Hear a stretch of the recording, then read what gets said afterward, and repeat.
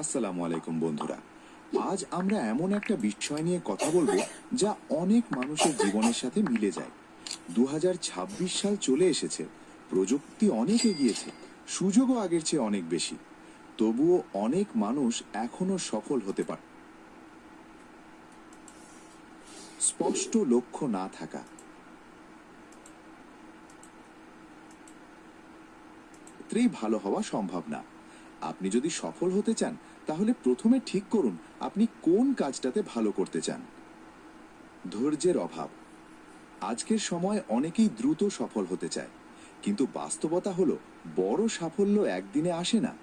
অনেক বড় সফল মানুষের গল্প দেখলে বুঝবেন তারা বছরের পর বছর পরিশ্রম করেছে, কিন্তু আমরা অনেক সময় 2-3 মাস চেষ্টা করেই হাল ছেড়ে দিই। এই অভ্যেসই আমাদের পিছিয়ে দেয়।